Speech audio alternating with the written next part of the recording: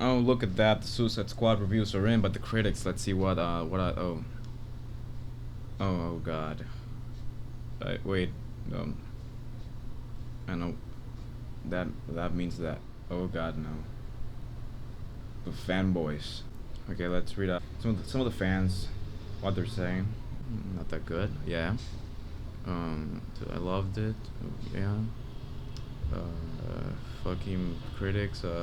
Oh no. Oh gee.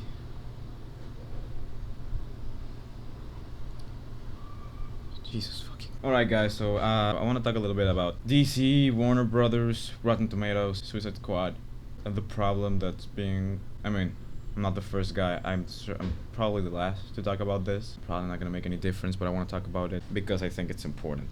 There's been an ongoing thing with DC movies for the past like 3-4 years now, and it's that every major release of a DC movie, of a live action DC movie in this new cinematic universe, has gotten well below 60% in Rotten Tomatoes and has been certified. Has been rotten by the critics, smashed totally. Some people, the fans, have said that this is an anti-DC agenda, and also Marvel is kind of like involved for some reason, and the critics are actually in Rotten Tomatoes are stucking Marvel's left testicle. But I want to get you clear on something. First of all, saying that let's get rid of the fact that let's get rid of the rumor that Marvel pays the critics. Alright, because it's not like that at all. If you do a little bit of research, you can see that Rotten Tomatoes is partially owned by fucking Warner Brothers, dude.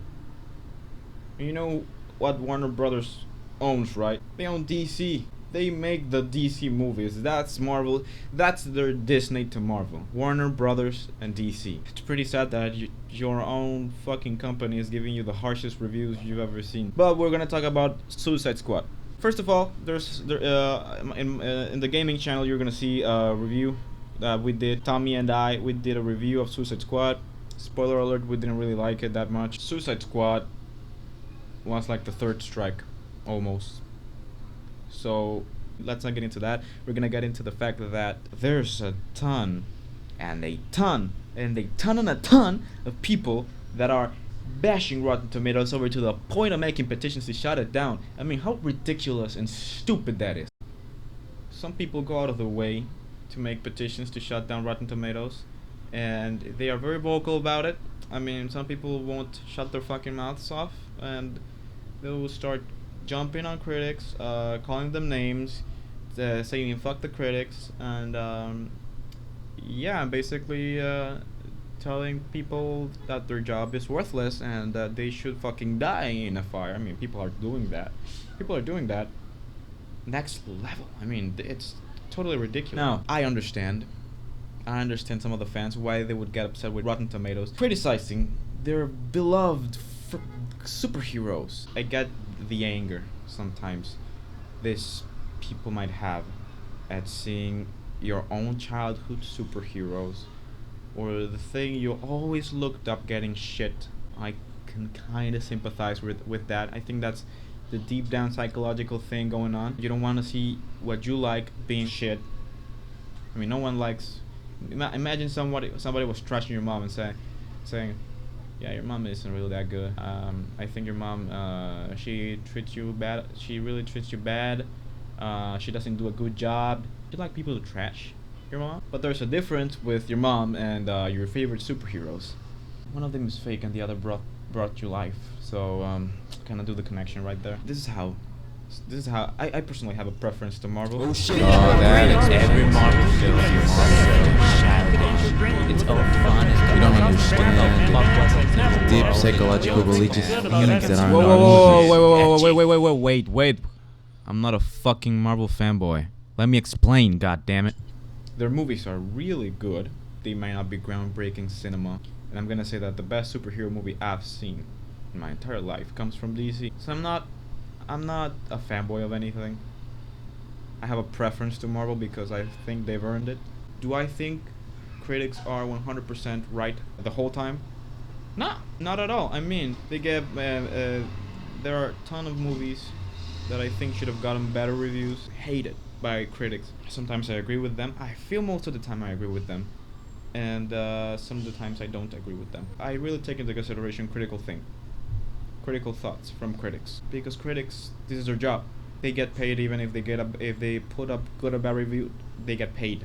That they may have a bias. Sure, everyone has a bias. Everyone is biased in everything, all the time. I do believe critics because it's their job. It's their primary thing. They don't look at a film just to see their favorite thing.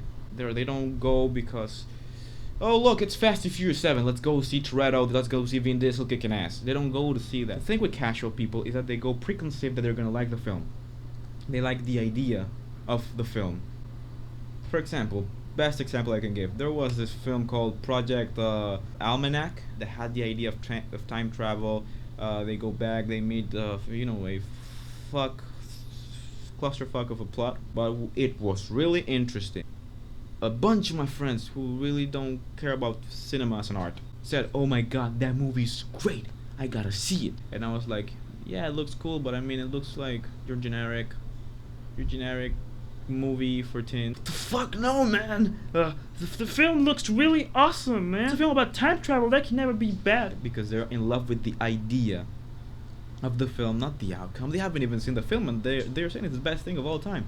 They want to see in the film is perfect. They don't look at the film because of the film.